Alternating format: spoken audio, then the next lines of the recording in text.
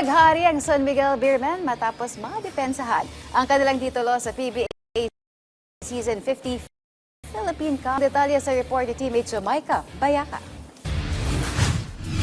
Tuluyan na nga tinuldukan ng San Miguel Beermen ang serye at hindi na pinaabot pa ng Game 7 para masungkit ang back-to-back championship sa PBA Season 50 Philippine Cup.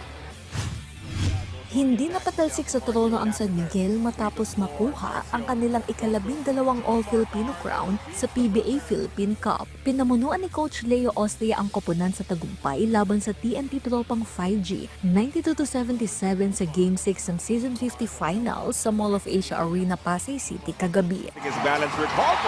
Ito ang ikalawang sunod-sunod na All-Filipino title ng Beermen laban sa TNT at naitala ang kanilang ika-31 championship sa kasaysayan ng liga.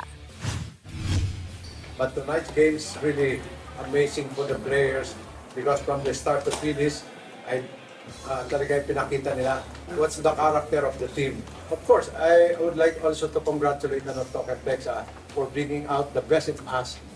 Both teams deserving to win a championship, but we're more lucky. And I think the experience of the players, yun ang makakapagsabi kung bakit kami nananalo dito sa All-Filipino Championship. Nag-umpisa ang laro sa 12-0 run ng Beermen, nakapunta sa 26-5 lead. Bagamat bumangon si Calvin Oftana ng TNT sa 14-0 run, na sinamahan ng basket ni Glenn Cobontin, na ipanatili pa rin ng SMB ang pamumuno. Ang batak against Rosales. Nakahabol pa sa 6-8-66 lead ang tropa To the corner, 3-point shot.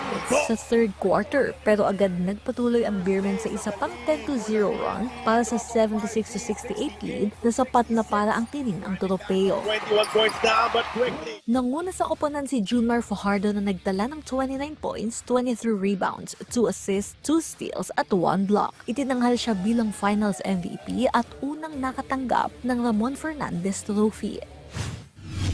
Isang karangalan na makakuha ng championship, tapos Finals MVP, si Don Ramon pa yung nagbigay ng Finals MVP yung nag-abot, tapos sa kanya pa to nakapangalan. So isang karangalan. Nandito kami para to continue the winning ways ng San Miguel, to represent San Miguel lalo na sa finals. Bagamat ilang manlalaro din ng SMB ang may iniindang injury kasama ni Junmar, pinuri ni Coach Leo ang dedikasyon ng team at hinangaan ang kanilang determinasyon. Knowing Junmar, since first championship, may injury siya, wala pipilitin yan. Especially sina Chris Ross and dahil sabi nila, this is hindi na kailangan pakawalan ito eh. This is an opportunity na talagang it will not happen again and again, so take advantage of it. Jamaica Bayaka para sa atletang Pilipino, para sa bagong Pilipinas.